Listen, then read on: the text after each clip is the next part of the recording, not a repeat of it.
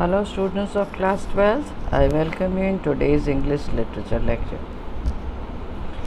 Today we will again continue the story Lost Spring, Stories of the Stolen Childhood, written by Anish Jung. In the last lecture, I have already introduced the second character of this story, that is Mukesh, who lives in Firozabad and is busy in making bangles. Mukesh's family is among them. None of them know that it is illegal for children like him to work in the glass furnaces with high temperatures in dingy cells without air and light. That the law, if enforced, could get him and all those 20,000 children out of the hot furnaces where they slogged their daylight hours, often losing the brightness of their eyes. Mukesh's eyes beam as he volunteers to take me home, which he proudly says is being rebuilt. We walk down stinking lanes choked with garbage, past homes that remain hovels with crumbling walls, wobbly doors, no windows, crowded with families of humans and animals coexisting in a primeval state. He stops at the door of one such house, bangs a wobbly iron door with his foot, and pushes it open. We enter a half-built shack. In one part of it, thatched with dead grass, is a firewood stove over which sits a large vessel of sizzling spinach leaves. On the ground, in large aluminium platters, are more chopped vegetables. A frail young woman is cooking the evening meal for the whole family. Through eyes filled with smoke, she smiles. She is the wife of Mukesh's elder brother.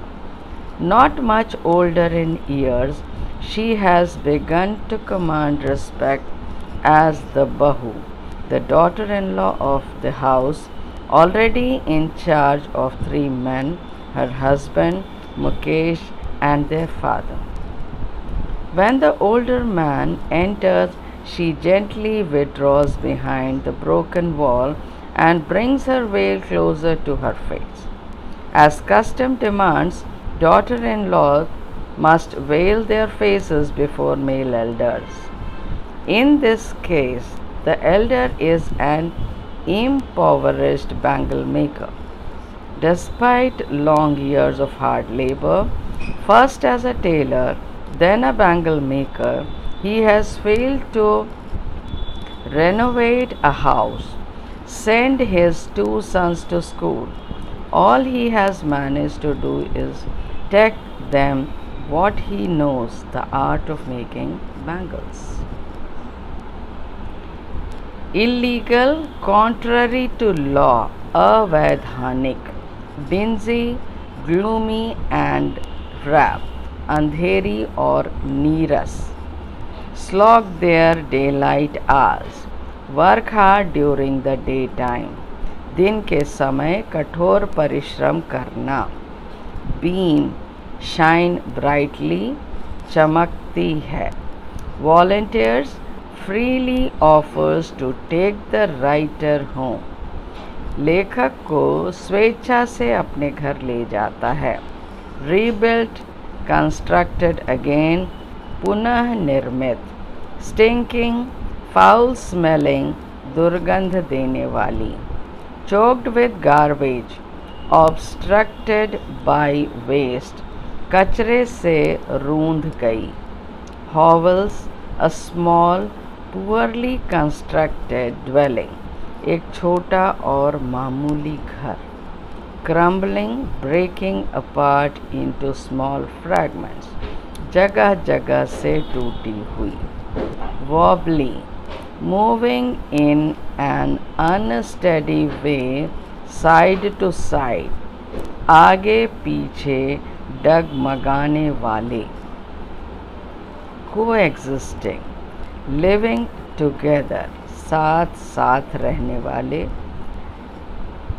primeval, of the earliest time in history, आदिम या आदि युगीन, प्राचीन, bangs, strikes forcefully and noisily, बलपूर्वक और शोर के साथ खोलता है, shake, a roughly built cabin, कुटीर झोपड़पट्टी, sizzling, रोस्टिंग, छन छन करते हुए, स्पिनच, पालक, platters, large flat serving dishes, तश्तरियाँ, चॉप्ड, कट यानी कटी हुई, फ्रेल, वीक एंड डेलिकेट, कमज़ोर और नाजुक, well, a piece of cloth worn to conceal the face, घूंघट, impoverished, पुअर, गरीब, renovate, restore something old to a good state of repair, पुनर्उद्धार करना. Now the translation. मुकेश का परिवार भी उनमें से एक है.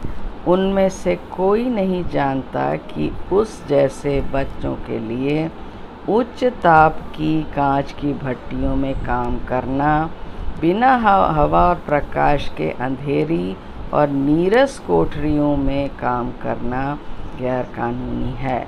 यदि कानून लागू किया जाए तो मुकेश और 20,000 बच्चों को गर्म भट्टियों से, जहां वे दिन के समय कठोर परिश्रम करते हैं और प्रायः अपनी आँखों की चमक खो देते हैं, बाहर ला दिया जाएगा. जैसे ही मुकेश स्वेच्छा से मुझे अपने घर ले गया, उसकी आँखें प्रसन्नता से चमकने लगीं. उसने गर्व के साथ कहा कि उसके मकान का पुनर्निर्माण हो रहा है. हम दुर्गंध देने वाली गलियों, जो कूड़ा करकट से अवरुद्ध थीं, से होकर नीचे गए.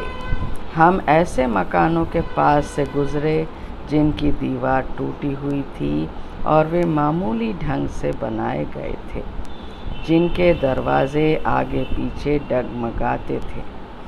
उनमें कोई खिड़की नहीं थी. वहाँ आदिम स्थिति के समान आदमी और पशु साथ साथ रह रहे थे. मुकेश एक ऐसे ही मकान के दरवाजे के सामने रुका. उसने अपने पैरों से आगे पीछे डगमगाने वाले लोहे के दरवाजे को ज़ोर से और शोर के साथ खोला. हमने एक अर्ध निर्मित कुटीर में प्रवेश किया. उस मकान के एक भाग में सूखे फूस का छप्पर पड़ा था. उस छप्पर के नीचे एक चूल्हा था जिसमें लकड़ियाँ जलाई जाती थीं. उस चूल्हे के ऊपर एक बड़े बर्तन में पालक के पत्ते उबल रहे थे. भूमि पर एल्युमिनियम की बड़ी बड़ी तश्तरियों में कटी हुई सब्जी रखी थी. एक कमज़ोर पतली युवा औरत पूरे परिवार के लिए शाम का खाना पका रही थी. उसकी आँखों में धुआं भरा हुआ था, फिर भी वह मुस्कुराई. वह मुकेश के बड़े भाई की पत्नी थी. उसकी आयु ज़्यादा नहीं थी. घर की बहू के रूप में उसका आदर किया जाता था. वह 3 आदमियों की देखभाल करने वाली थी. उसका पति, मुकेश और उनका पिता.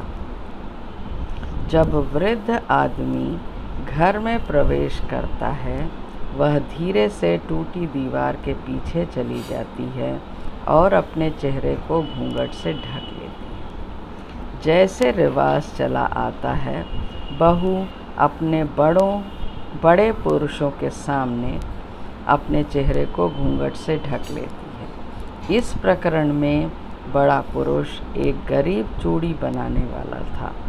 वर्षों घोर परिश्रम करने के बाद पहले वह दर्जी था, फिर चूड़ियाँ बनाने लगा। वह अपने मकान का पुनरुद्धार करने और अपने 2 पुत्रों को स्कूल भेजने में असफल रहा। चूड़ियाँ बनाने की कला जो वह जानता है, उसी कला को वह अपने बच्चों को सिखाने की व्यवस्था करता है।